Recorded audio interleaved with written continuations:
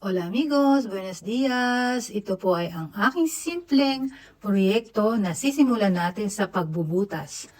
Napakatigas po nito dahil ito ay konkreto.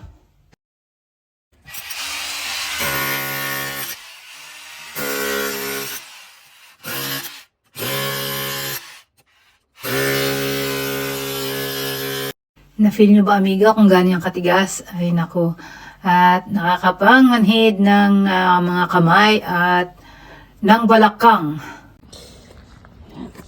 Malalim yan, amigos. Sa wakas mga amigos, natapos ko din ang 4 na butas at ito ay aking nagawa sa loob ng 1.5 araw. Amigos, shopping po tayo ng materyales habang hindi nakatingin si Dog Pedro. At ngayon naman, syempre, mag-iipon tayo ng ating mga materyales. At ang mga kahoy na yan, mga amigos, kahit na ganyan sila kapapayat, ay Diyos ko po, napakabibigat.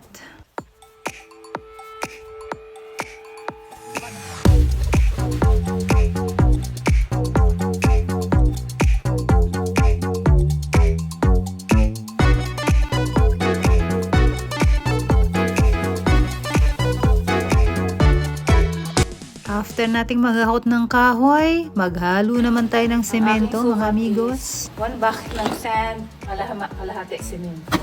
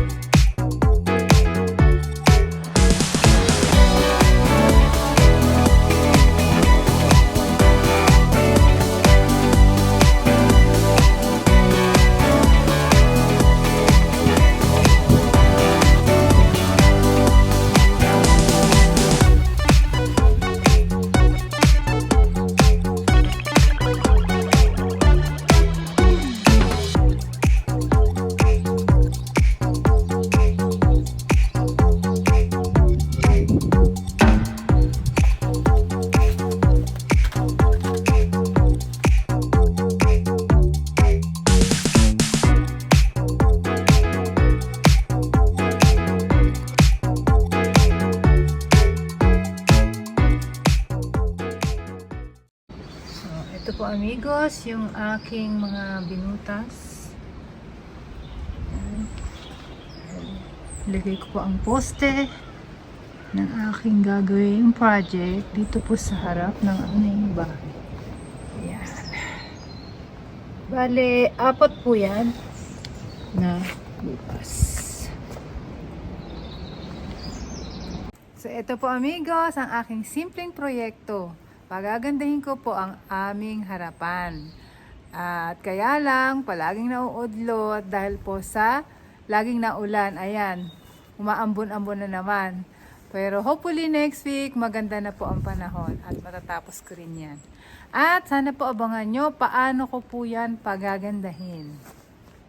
Thank you all for watching. Hasta luego!